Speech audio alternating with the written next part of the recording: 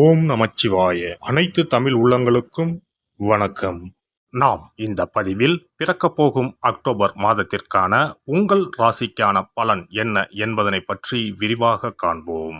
பிறக்கப் போகும் இம்மாதத்தில் உங்கள் வாழ்வில் வளமும் நலமும் செல்வ செழிப்பும் பெற்று வாழ்வில் உயரிய நிலையை அடைய எல்லாம் வல்ல எம்பெருமானை வேண்டி விரும்பி கேட்டுக்கொள்கிறேன்.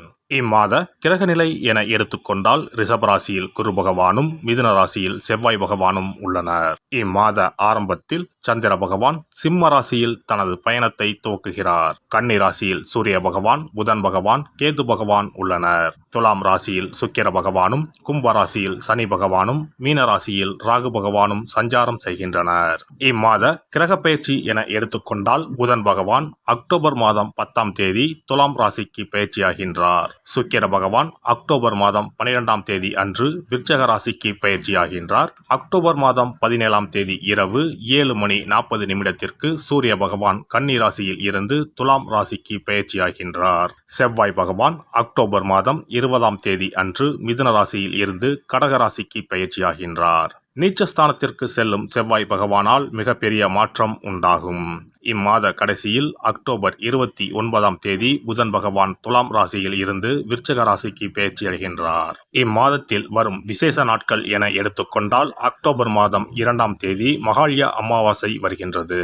வருடத்திற்கு ஒரு முறை வரக்கூடிய இந்த அமாவாசையில் பித்ருக்கள் மேலோகத்தில் இருந்து பூமிக்கு வந்து நம்மை ஆசிர்வதிக்கக்கூடிய விசேஷமான நாளாகும். அக்டோபர் 3ஆம் தேதி நவராத்திரி விழா ஆரம்பம். அக்டோபர் மாதம் 11ஆம் தேதி ஆயுத பூஜை என்று சொல்லக்கூடிய சரஸ்வதி பூஜை வருகின்றது.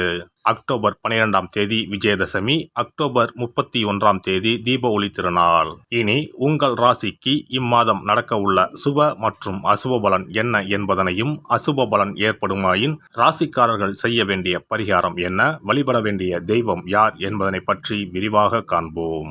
மீனராசி அன்பர்களே, இந்த மாதம் நல்ல பலன்களை அனுபவிக்கப் போகிறீர்கள். நீண்ட நாட்களாக எதிர்பார்த்த பணம் கைக்கு வந்து சேரும். நண்பர்களால் காரிய அனுகூலம் உண்டாகும். சுக்கிரனின் சஞ்சாரத்தால் எல்லாவித வசதிகளும் உண்டாகும். தேடி போனதும் தானாகவே வந்து சேரும். அறிவுத்திறன் அதிகரிக்கும். நெருக்கமானவர்களுடன் இனிமையாக பேசி பொழுதை கழிப்பீர்கள். மனோதைரியம் கூடும், மதிப்புகள் கூடும். தொழில் வியாபாரம் சிறப்பான முன்னேற்றம் பெறும். வாடிக்கையாளர்கள் மத்தியில் மதிப்பும் மரியாதையும் அதிகரிக்கும்.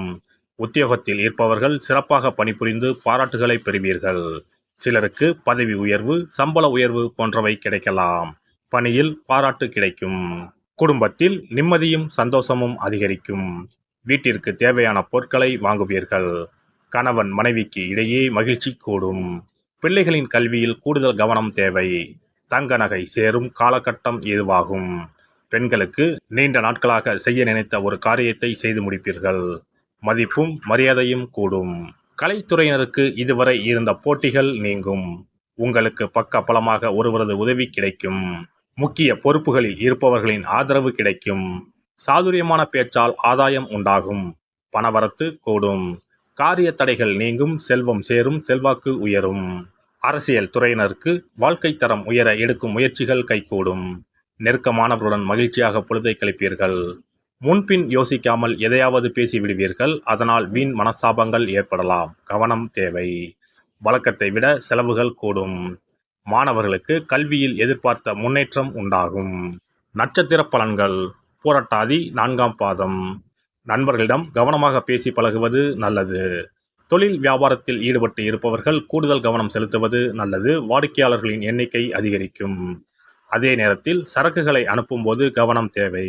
உத்தியோகத்தில் இருப்பவர்கள் உயர் அதிகாரிகளை அனுசரித்து செல்வது நன்மையை தரும்.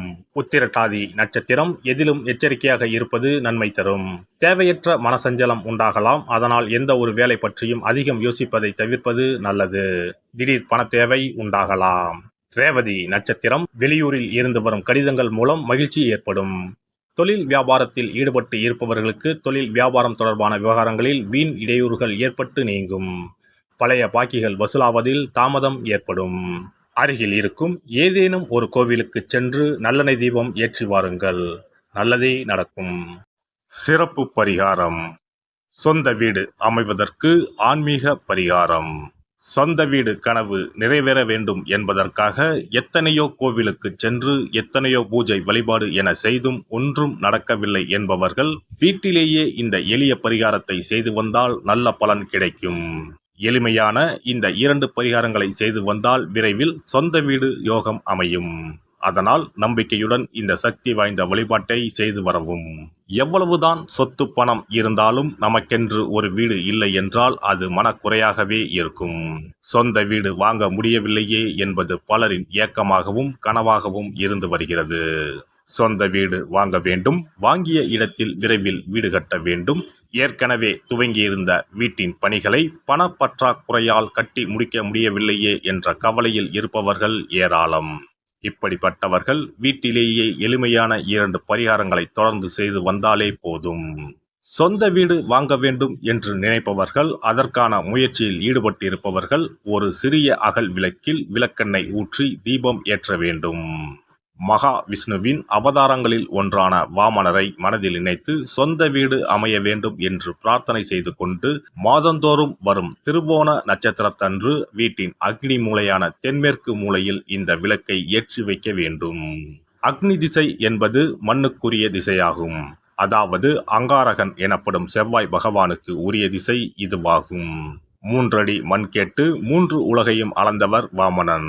அதனால் அவரை நினைத்து பால் பாயசம் நிவேதனமாக படைத்து வழிபட்டு வந்தால் விரைவில் சொந்த வீடு யோகம் அமையும். மற்றொரு பரிகாரமாக வீட்டில் பயன்படுத்தும் காமாட்சி விளக்கு அல்லது கஜலட்சுமி விளக்கு அல்லது வழக்கமாக பயன்படுத்தும் ஏதாவது ஒரு விளக்கை எடுத்துக்கொள்ளுங்கள்.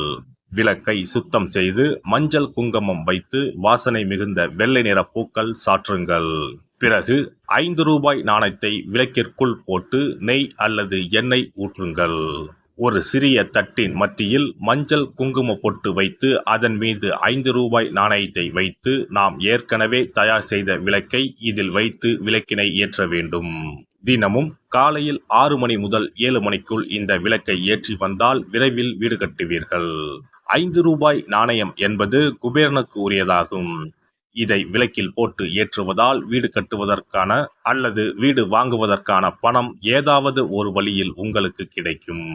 காலை 6 மணி முதல் 7 மணி வரையிலான நேரம் என்பது ஞாயிற்றுக்கிழமையில் சூரியன், திங்கள் கிழமையில் சந்திரன், செவ்வாய்க்கிழமையில் செவ்வாய், புதன் கிழமையில் புதன், வியாழக்கிழமையில் குரு, வெள்ளிக்கிழமையில் சுக்கிரன், சனிக்கிழமையில் சனி என நவக்கிரகங்களில் பாவ கிரகங்களான ராகு கேதுவை தவிர்த்து மற்ற 7 கிரகங்களையும் குறிக்கும் ஹோரை நேரமாகும்.